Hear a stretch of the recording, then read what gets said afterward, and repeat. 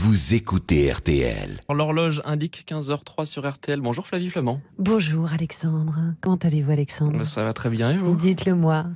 Dites-le Ouais. moi que vous n'êtes qu'à moi, que vous n'irez jamais faire un flash avec Caroline Dublanche. Moi je suis fidèle qu'à vous et à RTL. C'est bien, oui mais RTL, mais c'est moi RTL, uniquement moi, d'accord ? Seulement. C'est très important pour moi la fidélité, Faut me on en partager un parle petit peu jusqu'à quand même. 16h. Non, vous verrez, vous serez conquis. Merci beaucoup. Je vais écouter ça. Rendez-vous à 16h, prenez tout à soin de l'heure. vous, à tout à l'heure. On parle du couple aujourd'hui et de l'infidélité. Est-elle inéluctable ? Et puis franchement, est-ce que c'est si grave que ça ? Dans un instant, vous entendrez le témoignage de Maïti et de son mari Jean-Marie justement, de Michael, mais également peut-être le vôtre si vous appelez le 3210. À tout de suite. 15h, 16h, Flavie Flamand sur RTL. On est fait pour s'entendre. Bonjour à toutes, bonjour à tous. Vous êtes au bon endroit, vous êtes à la bonne heure et aujourd'hui vous allez agiter nos réseaux sociaux car la question que nous allons nous poser ne peut pas vous laisser indifférent et les témoignages que vous allez entendre encore moins. Soyez les bienvenus, nous sommes ensemble jusqu'à 16h. La violence qu'on se fait pour demeurer fidèle à ce qu'on aime ne vaut guère mieux qu'une infidélité, a écrit François de la Rochefoucauld. Une femme sur 3 et un homme sur 2 avouent avoir déjà trompé un partenaire au cours de leur vie. Alors pourquoi l'infidélité fait-elle mal à ce point, sachant qu'elle n'est pas forcément synonyme de désamour? Est-elle si grave que cela? On en parle aujourd'hui avec vous, bien sûr. Vos réactions déjà très nombreuses sur nos réseaux sociaux. Nos témoins qui vont bientôt arriver sur cette antenne à l'instar de Maïti et nos invités en ce studio. Cécilia Como, bonjour. Bonjour. Bienvenue sur RTL. Vous êtes sexothérapeute et thérapeute de couple. Est-ce que l'infidélité est l'un des grands maux des couples d'aujourd'hui? Non. Non, Non. c'est vrai. On vient Ouais. vient pas consulter pour ça. On vient pas vous voir forcément On vient pour ça. Mais c'est pas le plus grand mot des couples d'aujourd'hui. C'est quoi le plus grand mal des couples? L'absence de libido.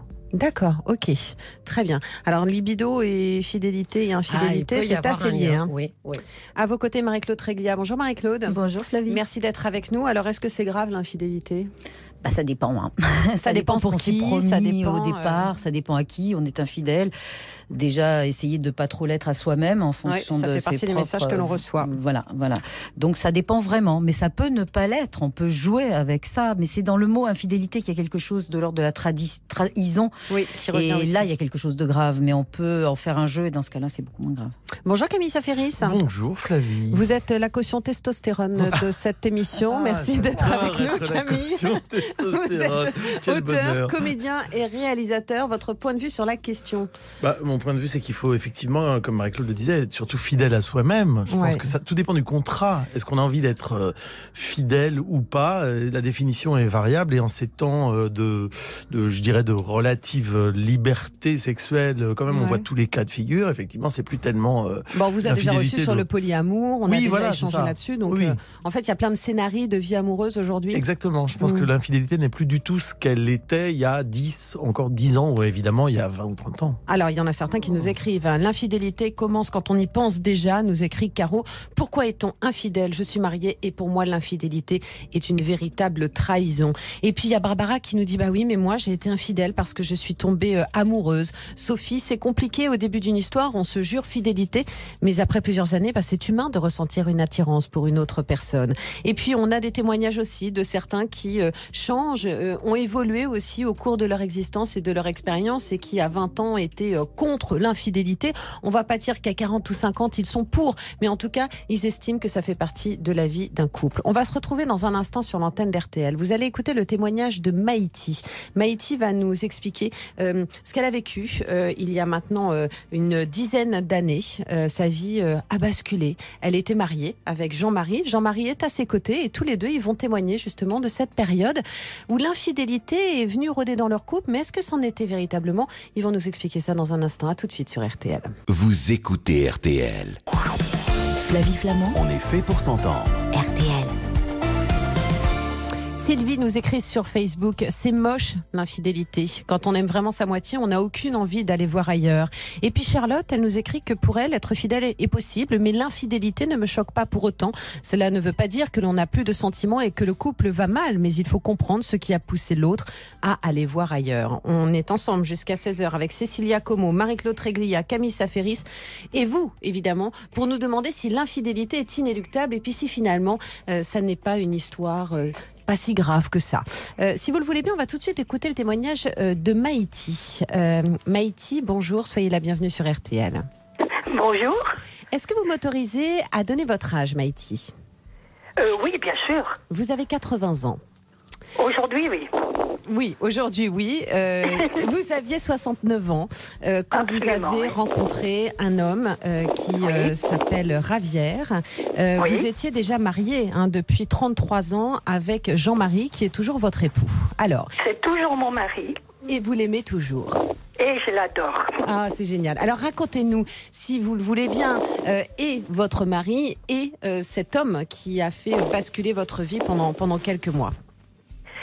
Eh bien, j'ai rencontré cet homme lors d'un voyage qui est un peu bousculé, ce qui nous a obligés en fait à rentrer en contact. Enfin bref, et on s'est retrouvés très très proches pour savoir quand est-ce que nous allions enfin pouvoir repartir, etc. Donc voilà, j'ai rencontré donc ce monsieur. Il s'est passé quelque chose, il m'a regardé, j'étais toute seule à ce moment-là, il m'a regardé quand nous étions obligés de nous quitter, parce que nous étions arrivés à destination, et il m'a dit, promettez-moi de me revoir, de venir prendre un café avec moi. Et ça m'a complètement retournée, ça m'a émue, voilà. Je comprends, vous aviez 69 ans. Oui, j'avais 69 ans. Et vous ne vous attendiez pas du tout à ça. Bah oui. C'était génial. Je ne m'attendais pas pour autant pour d'en faire mon amant, pas du tout. J'ai trouvé qu'il était charmant, que voilà, qu'il remuait quelque chose, parce qu'il était étranger, sud-américain, un Hidalgo, si je puis dire, un accent, voilà. Et quand il a pris ma main, je peux pas vous décrire ce que j'ai ressenti.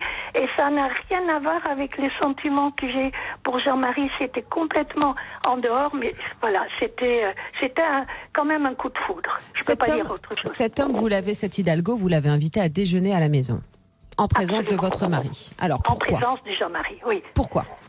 Parce que je n'aurais jamais rien fait derrière le dos de Jean-Marie. Parce que quand il m'a demandé si j'avais trompé mon mari, j'ai dit non. Je ne l'ai jamais trompé, je ne le tromperai jamais. En revanche, si vous voulez qu'on fasse l'amour ensemble, ça, je peux le faire. Et là, il n'a rien compris, il a perdu les pédales. Vous m'étonnez qu'il ait perdu les pédales. Et vous, dans votre tête, les choses étaient très claires, c'est-à-dire que l'infidélité n'était pas une trahison ? L'infidélité n'est pas une trahison quand c'est pas fait derrière le dos, quand c'est pas tromperie. Je peux pas tromper Jean-Marie, c'est pas possible. Je l'ai tenu au courant dès le départ de cette histoire de la rencontre, des mails que nous avons échangés. Et quand il est venu déjeuner à la maison, Jean-Marie était là. Il le trouvait fort sympathique d'ailleurs. Et puis voilà, voilà, il n'avait pas l'intention, je ne pensais pas en faire un amant. Voilà. Mais vous avez expliqué à Jean-Marie, à un moment donné, vous avez dit, voilà, écoute, moi, cet homme, j'ai envie qu'il se passe quelque chose, je lui ai proposé qu'on fasse l'amour. Vous l'avez dit comme ça à votre mari ? Oui, en fait, c'est lui qui a proposé. Quand il dit on peut faire l'amour ensemble, on a pris rendez-vous pour un jour, quelques jours après. Et quand je suis rentrée, parce que je l'avais ramené à la gare. Et quand je suis rentrée à la maison, j'ai donc dit à Jean-Marie, voilà, on va se revoir tel et tel jour, mais si tu ne veux pas, je ne le ferai pas.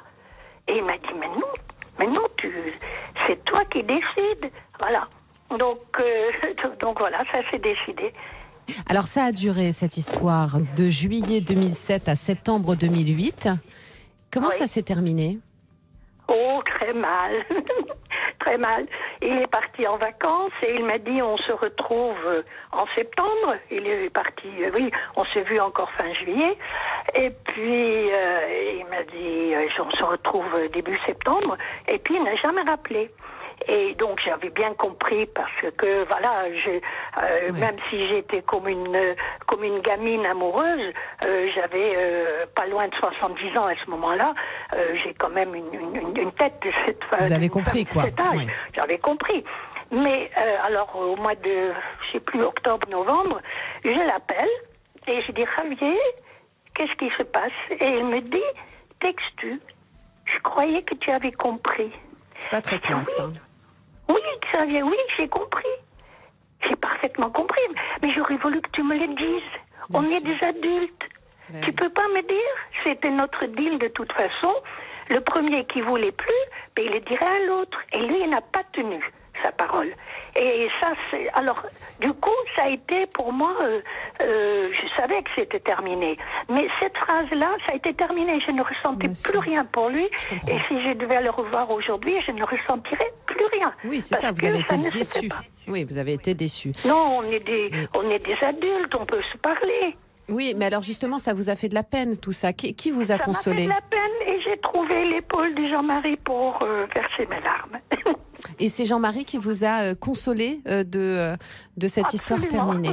Qu'est-ce que ça a apporté à votre couple, Maïti? Parce que vous êtes, alors je vous le dis vraiment, vous êtes rayonnante, vous êtes lumineuse, vous êtes solaire. C'est un plaisir de vous entendre. Et puis non, mais je trouve ça très émouvant. On est tous extrêmement attendris. Et puis il y a tellement de... Enfin, on va y revenir avec nos invités, mais ce que vous nous dites est vraiment joli. Expliquez-nous, Maïti, qu'est-ce que ça vous a apporté dans votre couple? Parce qu'on sent que vous ne parlez pas sur le coup de la douleur. On sent que vous êtes, c'est quelque chose de digéré. Qu'est-ce que ça vous a apporté à vous? Non. Jean-Marie, je l'aime encore plus parce qu'il m'a laissé vivre cette aventure, qui pour moi reste une belle aventure. Hein, la coupure n'est pas très sympa, mais l'aventure en elle-même, elle est super. Vous vous rendez compte quand vous avez 69 ans, presque 70, et il y a quelqu'un qui vous dit « Nous vivons une passion ». Waouh. Ouais, je comprends. Mais je comprends tellement. Moi, j'étais scotchée. Mais pourtant, c'est lui qui l'a dit. Moi, j'ai toujours gardé un peu plus de réserve que lui parce que je savais très bien que cette histoire, elle se terminerait. Après tout, moi, je suis très heureuse avec Jean-Marie. Voilà. Mais... Donc j'ai gardé plus de distance que lui, parce que lui, il s'est vraiment lancé dans cette histoire, et il était fou amoureux, et je trouve ça génial, vraiment, à presque 70 ans, d'éveiller une passion. Voilà. Ça s'entend. Maïti, est-ce que vous auriez la gentillesse de confier votre téléphone à Jean-Marie? J'aimerais bien qu'on échange avec lui, puisque je sais qu'il est à côté de vous. On va se retrouver dans un instant. Hein, vous lui dites qu'on se quitte un court instant, et puis je retrouve Jean-Marie sur l'antenne, si vous voulez bien me prêter votre mari, Maïti. D'accord. Vous voulez bien? J'ai votre accord. Je vous le passe et je vous embrasse. Je vous embrasse bien fort. Et nous, on retrouve Jean-Marie tout de suite sur RTL. À tout de suite, Jean-Marie. Ne bougez pas. Vous avez rendez-vous avec Flavie dans un instant sur RTL. Vous écoutez RTL. 15h, 16h, Flavie Flamand sur RTL. On est fait pour s'entendre. Quand on vous pose la question, l'infidélité, est-ce si grave? Vous êtes extrêmement nombreux à réagir sur nos réseaux sociaux. Je me ferai l'écho de vos messages dans un instant. Vous venez d'entendre le témoignage de Maïti, il y a un instant sur cette antenne, qui nous expliquait cette rencontre qu'elle avait faite il y a une dizaine d'années, qui avait bouleversé sa vie, mais également celle de son mari, Jean-Marie, qui a toujours été à ses côtés. Et lorsque Maïti a été quittée par cet homme avec lequel elle a vécu une parenthèse, eh bien c'est Jean-Marie qui était là pour consoler son épouse, malheureuse d'un chagrin d'amour, je dirais. Jean-Marie est en ligne avec nous. Bonjour Jean-Marie. Oui, bonjour. Je suis très touchée. Ça me fait très plaisir de vous entendre, Jean-Marie. Vous m'autorisez à donner votre âge également? Oui. Vous avez 76 ans. C'est bien ça.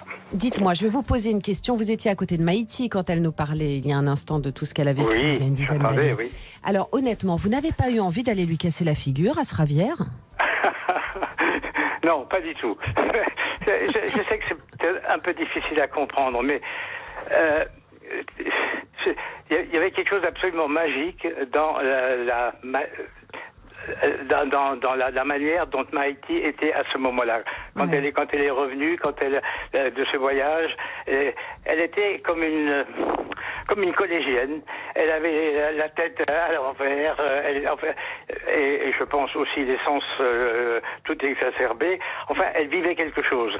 Ouais. Et effectivement, elle s'en est ouverte à moi, et elle n'aurait pas donné suite si j'avais dit que ça me contrarie. Mais c'était magnifique de la voir comme ça. Et encore une fois, bon, il faut pas insister là-dessus, mais c'est vrai que c'est quand même une femme de 69 ans à laquelle ça arrivait. J'ai trouvé cette aventure, ce qui lui arrivait à elle, je trouvais ça superbe. Donc j'ai dit, il faut absolument, si tu as envie de le faire, voilà. Est-ce que c'était une forme d'infidélité, comme on l'entend par exemple ? Est-ce que finalement c'était quelque chose qui fait partie aussi de votre vie de couple ? Oui, je pense qu'on peut dire ça. C'est-à-dire, pour notre couple, c'est pas une infidélité. Ce qui aurait été une infidélité abominable, enfin, que j'aurais trouvé comme telle, et qui aurait probablement posé des problèmes, c'est si elle avait fait ça en douce. Je comprends. Comme d'ailleurs, Javier s'attendait à ce que ça se passe quand il lui a proposé d'aller plus loin. Il s'attendait à ce que ils aient rendez-vous dans un hôtel. Voilà. Et ça, j'aurais trouvé que c'était une infidélité.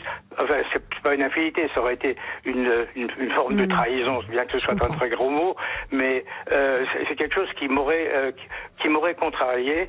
Et je sais qu'elle était incapable de faire ça aussi. Donc non, puisque elle a dit voilà ce qui m'arrive, qu'est-ce que tu en penses, et je sais qu'elle n'aurait pas fait si ça m'avait contrarié d'une manière ou d'une autre. Là, au contraire, je comprends.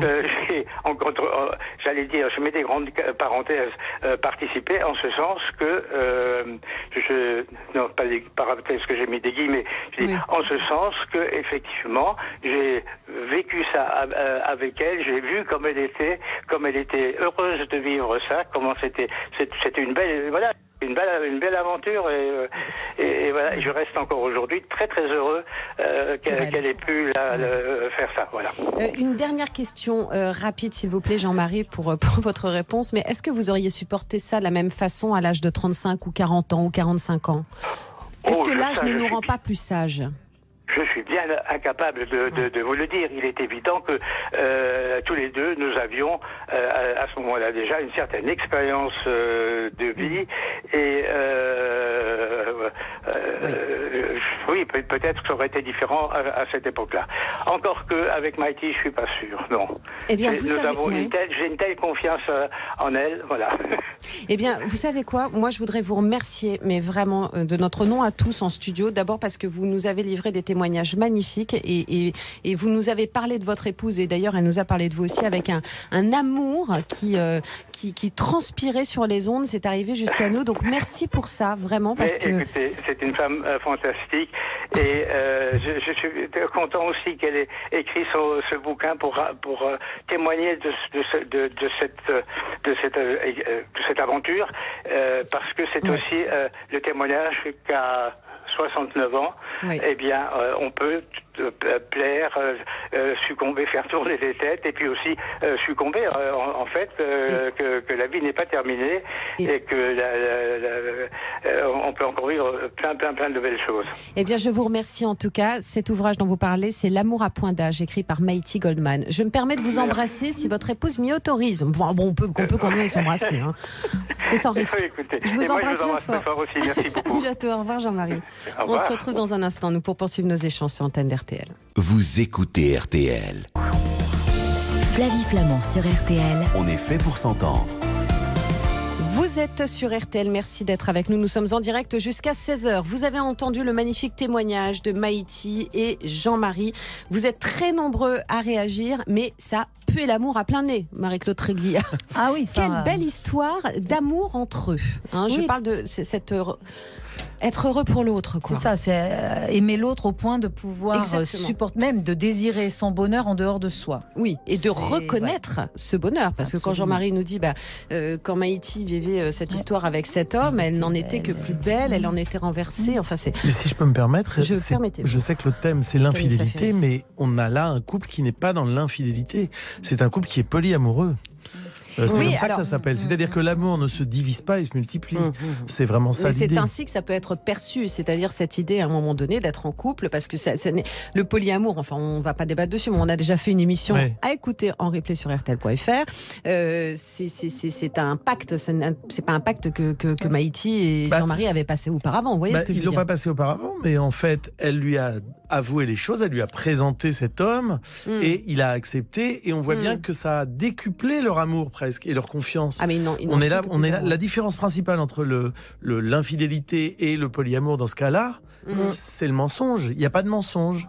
Et la vérité, c'est assez sexy de nos jours finalement. Ça devient un peu tendance. Tout dépend peut-être de la qualité. Il n'y a pas de jugement de valeur, mais de la relation entre deux personnes.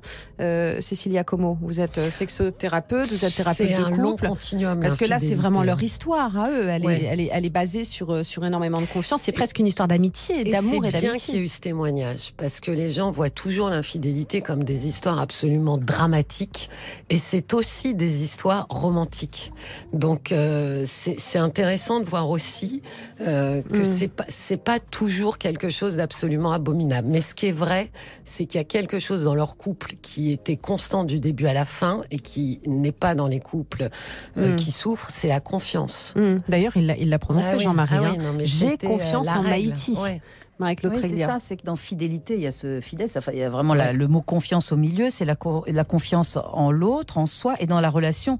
C'est-à-dire qu'à aucun moment, l'un comme l'autre n'ont pu imaginer que ça allait mettre en danger leur relation. Et si elle le lui propose au début, c'est pas pour lui imposer justement, voilà, je suis amoureuse, c'est pour lui proposer, enfin lui demander si ça va le faire souffrir. Donc lui, il sait sans doute pertinemment à ce moment-là que leur couple n'est pas en danger puisqu'elle est prête à renoncer. Et un désir auquel on est prêt à renoncer, effectivement, c'est pas la même chose qu'un désir inébranlable. C'est terrible d'imaginer l'autre pris dans un désir auquel il ne pourrait même pas renoncer si on en souffre. Donc mais il y a sûrement beaucoup d'autres couples pour qui c'est pas du tout comme ça que ça marche.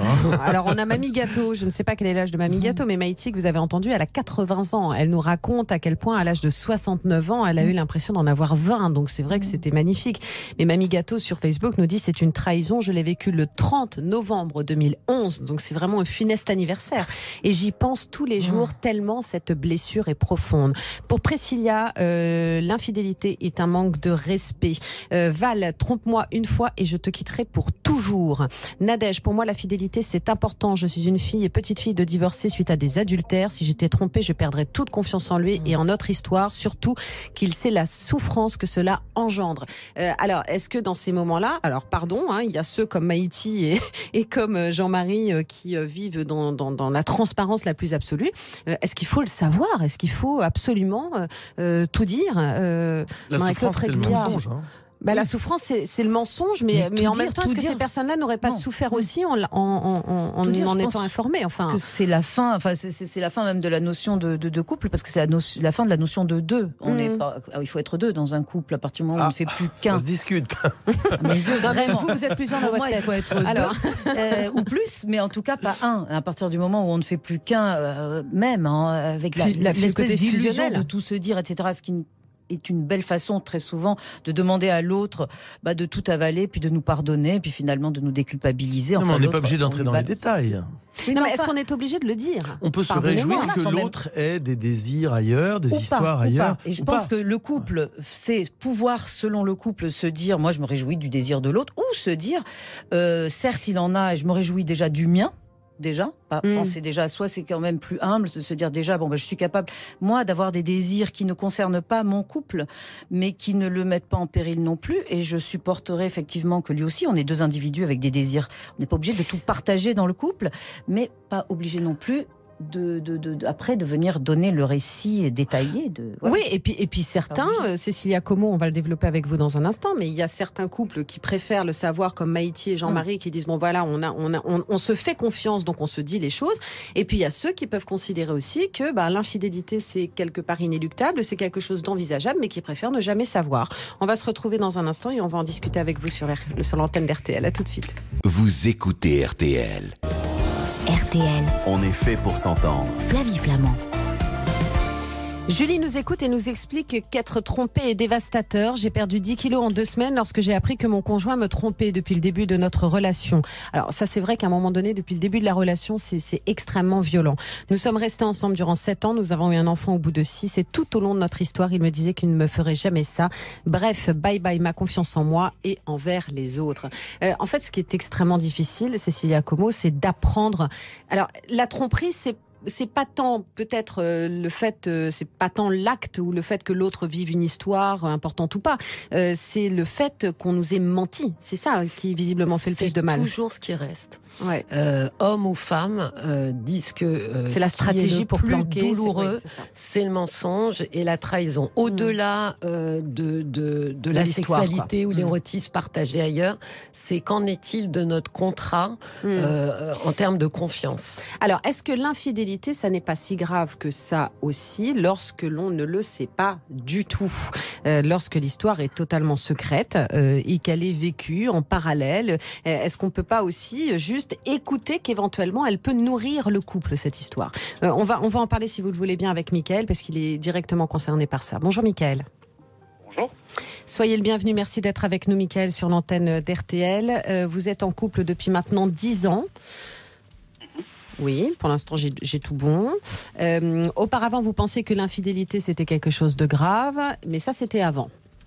Oui, c'était inconcevable pour moi. D'accord. C'était avant quoi?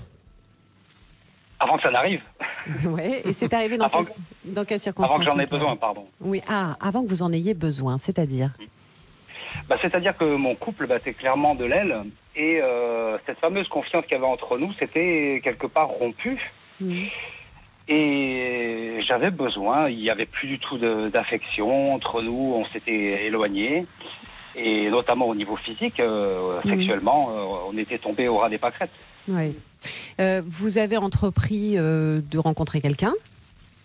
Oui. Vous étiez en quête de sensualité, d'affection, de sexualité, de tout ce qui pouvait vous manquer. Aujourd'hui, on peut dire que vous avez une relation extra-conjugale? Oui, tout à fait. D'accord, ça fait combien de temps? Aujourd'hui, ça fait 15 mois. D'accord. Qu'est-ce que ça apporte à votre couple, puisque vous êtes toujours resté avec votre femme? Eh bien, ça m'apporte un gros plus. Oui, c'est-à-dire aujourd'hui, je fais ça plutôt par gourmandise. Notre couple va bien. Il va mieux? Oui, il va beaucoup mieux. Pourquoi? Pourquoi? Parce que lors de ma première relation, il y a à peu près 3 ans, j'ai redécouvert tout ça. Comme si je suis tombé amoureux, comme ça faisait des années que ça ne m'était pas arrivé. Ça a généré chez moi un certain équilibre qui a rejailli directement sur mon couple. Très bien. Vous auriez pu aussi, puisque vous étiez tombé amoureux, changer de vie? J'aurais pu. Et pourquoi vous l'avez pas fait? D'autant plus que la personne avec qui j'étais a divorcé pendant que nous étions ensemble. D'accord. Et je ne l'ai pas fait tout simplement parce que je suis terriblement amoureux de ma femme. Oui. Qu'est-ce qui m'arrive aujourd'hui? Je suis amoureux de ma femme. Alors c'est Camille Saferis qui nous fait un petit habillage musical. Mais c'est extraordinaire parce que ce que vous nous expliquez, c'est que c'est peut-être cette histoire qui vous a permis de prendre conscience de l'amour que vous portiez à votre épouse. Ah, j'en ai toujours eu conscience. D'accord, vous le saviez, ok. Donc en fait, ce que vous êtes en train de vivre aujourd'hui, c'est une façon de vous régénérer, vous, pour être peut-être plus disponible, paradoxalement, d'être plus disponible à votre histoire avec votre épouse. Plus aujourd'hui. Aujourd'hui, comme je vous le disais, c'est plutôt de la gourmandise. Ouais. J'y ai pris goût. Ouais. D'accord. J'ai pris goût à l'exotisme. D'accord, ok. D'accord, donc ça vous a fait beaucoup de bien. Ça vous a permis de vous de reprendre confiance en vous, d'avoir la sexualité que vous n'aviez plus. Et aujourd'hui, c'est un plus, quoi. C'est presque devenu un plus dans votre vie. Ah oui, c'est malheureux de dire ça quelque part, mais c'est presque banal. D'accord. Si votre épouse l'apprend, ça sera terrible. D'accord. Vous en avez peur de ça? Pas du tout. Pourquoi? Parce que je suis intransigeant sur la discrétion. Je suis carrément un psychopathe quelque part de la discrétion. Je prends des mesures draconiennes. D'accord. Même en témoignant aujourd'hui? Même en témoignant aujourd'hui, oui. D'accord, ok. Très bien. Bah, écoutez, Mickaël, merci beaucoup pour votre témoignage. Je vous en prie. On vous souhaite évidemment plein de bonnes choses. Et puis je vous remercie et à bientôt, peut-être sur l'antenne d'RTL, Mickaël. Très bien. Un grand merci à votre collaboratrice Liana pour son accueil. Exactement. Très bien. On vous embrasse. Le message est passé, elle vous écoute. Merci. Au revoir, Mickaël. Vous écoutez RTL. Jusqu'à 16h, Flavie Flamand sur RTL. On est fait pour s'entendre. Bon, vous venez comme nous tous d'entendre le témoignage de Mickaël sur cette antenne. Mickaël qui nous explique qu'il a entrepris il y a 3 ans de faire des rencontres en parallèle de son mariage, qui nous explique aussi que c'est devenu une gourmandise, c'est le mot qu'il emploie, puisqu'on parle de l'infidélité aujourd'hui, on se demande si c'est si grave que ça. Mickaël qui nous explique aussi que si sa femme l'apprenait, ce serait absolument dévastateur. Et pourtant, on a vraiment le sentiment, Cécilia Como, que pour lui, ça ne lui traverse pas l'esprit qu'elle puisse d'une façon ou d'une autre l'apprendre, même en écoutant la première radio de France. Oui, mais... Alors, est-ce que certains peuvent se trouver aussi dans une forme de déni absolu ? Oui, c'est exactement ça. Et par rapport à la question « est-ce si grave ?», la réponse était « tant qu'on n'est pas attrapé, c'est pas grave ». C'est-à-dire que les gens qui trompent ont très peu la notion de la gravité ou de l'importance, tant qu'ils ne sont pas découverts. C'est quand on est découvert, et c'est les conséquences de l'infidélité qui donnent le ton de la gravité ou pas. Oui, bien sûr, bien sûr. Et il est exactement dans ce profil, c'est-à-dire que tant que c'est pas découvert, c'est pas grave, ça n'existe pas. Mais alors, c'est quoi la recherche ? C'est une adrénaline ? C'est quoi qu'est-ce qu'ils cherchent à travers ça ? Il parle d'une gourmandise aujourd'hui. Oui, non, mais c'est la charge érotique. Ce qu'il cherche, ce qu'il cherche, et ça n'a de valeur que si c'est secret. C'est en fait, c'est aussi une augmentation de la dopamine. C'est bon ça, la dopamine. C'est vrai, comme absolument la sérotonine. Elle apparaît à chaque fois qu'on rencontre des gens nouveaux. Mais donc c'est un infidèle un peu à l'ancienne d'une certaine façon, c'est-à-dire que on parlait tout à l'heure il y a des infidèles. Non mais la chanson de Cabrel, il n'y a pas d'amour sans histoire. C'est marrant, je vous sens très branché musique et chansons là. Non, mais parce que je pense à ça, parce que je trouve que ça résume très très bien le truc. Il n'y a pas d'amour sans histoire. Mais je vais faire un parallèle qui va beaucoup vous étonner, je pense, c'est qu'il y a un lien entre lui et Maïty. Maïty qu'on a entendu en début d'émission. Dans leur histoire, ils ont un lien commun, c'est que tous les deux ont eu comme motivation première, ce qui a déclenché les choses, c'est d'être désirés. Et ça, ils ont ça en commun, ce que Mickaël dit au tout début par rapport à son mariage. En commun, tous ceux qui trompent, non ? Cette idée, hommes et femmes. Parce qu'on a toujours l'impression que c'est réservé plus aux hommes. C'est pas vrai. Moi, je pense que la première grande motivation de l'infidélité, c'est Mickaël qui a parlé de besoin, et pas d'envie. Donc c'est pour raviver son couple d'une certaine façon ? Non, je pense qu'au départ, ça a eu cette vertu-là, sa propre libido. Alors mais ça a eu cette vertu-là aussi. Marie-Claude Tréglia. C'est-à-dire quand il dit j'aime excessivement ma femme. Enfin, mais c'est vrai que c'est un grand classique aussi que de dire que l'intrusion du troisième ou de la troisième peut redonner un petit... Parce qu'on a ce secret, puis parce que le désir renaît. Le désir, c'est aussi quelque chose qui crée du désir. Réutilisé dans son couple. Voilà, c'est ça. C'est qu'il le dit d'ailleurs, il désire son épouse maintenant. Mais ce qu'il ignore, c'est que peut-être elle aussi a quelqu'un de son côté. Et j'aime bien ce genre de personnes qui sont tellement sûres, ils se cachent. Mais peut-être que si le couple est reparti, parce que quelqu'un aussi l'a regardé elle autrement et qu'elle a regardé quelqu'un autrement. Donc ça veut dire qu'une infidélité aussi peut sortir... Pardon, je vais peut-être en heurter certains. C'est une question volontairement un peu provocante. Mais sortir le couple de sa zone de confort et faire du bien au couple. Il y a des infidélités. Il y a des infidélités qui font du bien au couple. C'est insuffler un souffle nouveau dans un couple qui pourrait fonctionner en circuit fermé. Absolument. J'ai connu dans mes nombreuses enquêtes, on va dire, un couple qui était tellement conscient de ça et c'était elle qui me racontait comment elle avait souvent souffert de ses infidélités à lui ou comme il souffrait d'infidélité à elle, qu'à un moment où il n'y avait plus d'infidélité, elle se mettait à faire comme si elle se comportait comme dans les moments où elle était infidèle, parce qu'elle savait que ça allait remettre un peu d'adrénaline ou de feu sur les braises.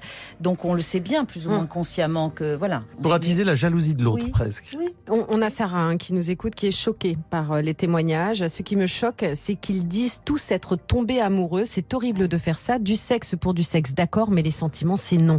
Mais on ne les commande pas forcément, les sentiments. C'est pour ça que Jean-Marie n'avait pas sanctionné le comportement de Maïty, parce qu'on ne peut pas trahir à partir du moment où on n'est pas maître de ses sentiments. Exactement. Jean-Guillaume, je pense qu'on ne peut que faire confiance? Si l'autre veut nous la mettre à l'envers, nous écrit-il entre guillemets, il ou elle le fera et c'est son problème, ça n'est pas le nôtre. En revanche, il faut assumer et ne jamais le dire. Pas question que la personne qui trompe ne se soulage ou se déculpabilise en avouant « tu as fait une bêtise, alors tu assumes ». Alors, bon, on ne va pas avoir énormément de temps, on vous proposera une émission, faut-il le dire, pas le dire, ce sera l'objet d'un... Mais voilà, c'est intéressant parce qu'il y a ceux qui aussi veulent soulager leur conscience tout de suite en disant « chérie, bon, faut que je te dise, hein, il s'est arrivé un truc mais ça n'a pas d'importance » et ça va ravager un couple, et d'autres qui vont cacher des histoires plus importantes pour protéger l'autre. Oui, si on est convaincu que c'est pas grave, pourquoi est-ce qu'on le raconte? Oui, pourquoi est-ce qu'il faut le dire dans ce cas-là? Manger un pain au chocolat dans la journée. Mais en même temps, Mickaël pense que c'est pas grave, mais il prend beaucoup de précautions pour se cacher. Hein. Donc il y a quand même une partie de lui qui sait que c'est un peu grave quand même, parce que si ça l'était pas. Et en même temps, il dit que ça va arriver. Il dit que ça va peut-être arriver et tout foutre en l'air. Mais ça n'est grave que lorsque c'est concret. Donc quand ça n'existe pas, quand on ne le dit pas, est-ce que c'est grave? Alors il y avait une époque, on disait. Cannes s'est pas trompé, vous vous souvenez de cette expression? Pendant le festival, il pouvait se passer plein de trucs, et à Canal+ notamment où on a travaillé. Oui, tout à fait, mais je vois pas le rapport. Ça me fait penser à ça parce que il me regarde comme un vieux compère là. Tu te souviens Canal+? Bah non, je me souviens pas. Non mais c'est Cannes s'est pas trompé. Il y a des exceptions. On a l'impression qu'il y a des choses qui comptent pas. Alors, ça a pu compter quand même. Ouais. Donc, voilà, c'est amusant. Très amusant. On vous propose. Je fais pas référence à un souvenir précis. Mais non, mais on pourrait le croire quand même. Oui, d'accord. Ce petit regard comme une allusion ça. Oui, c'est ça. Tout à coup, je me dis, mais alors attends, c'était il y a quoi? Il y a 20 ans, 25 ans. En antenne. Oui, tu parles.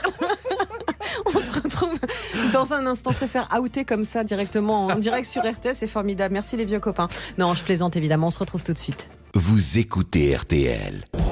Flavie Flamand sur RTL. On est fait pour s'entendre. Prochainement, dans On est fait pour s'entendre, début 2019, on vous proposera une émission Fidélité, faut-il le dire ou ne pas le dire? Parce que vous êtes très très très nombreux à nous laisser des messages sur les réseaux sociaux. On sent que ça a fait du mal parfois quand même. Merci en tout cas pour votre confiance. On va remercier Cécilia Como d'avoir accepté notre invitation. Prenez soin de vous, Cécilia. Merci à vous. On vous retrouve sur votre site psychothérapie-sexologie.com. Merci. Marie-Claude, je vous fais de gros baisers. Voilà. Et puis on se retrouve très vite dans ce studio.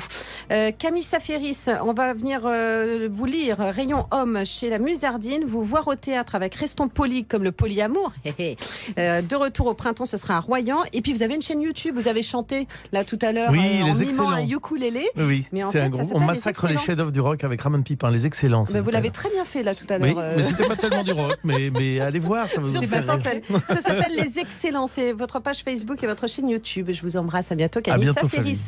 C'est le week-end, alors puisse-t-il se passer le plus sereinement possible, surtout demain. Nous, on se retrouve lundi dès 15h. Tiens, on parlera d'un sujet d'actualité. On parlera de la colère. Elle mobilise, elle gronde, elle peut être froide, ardente, noire, mais est-elle toujours constructive? On en parlera posément, en tout cas, nous, lundi dès 15h sur l'antenne d'RTL. Je vous embrasse, je vous souhaite un très bon week-end. Prenez soin de vous et rendez-vous demain 9h15 pour Nous Voilà Bien. Nous voilà bien. Vous aimez écouter On est fait pour s'entendre? Venez découvrir Nous Voilà Bien. C'est notre nouveau magazine chaque samedi dès 9h15 et quand vous voulez en replay sur RTL.fr.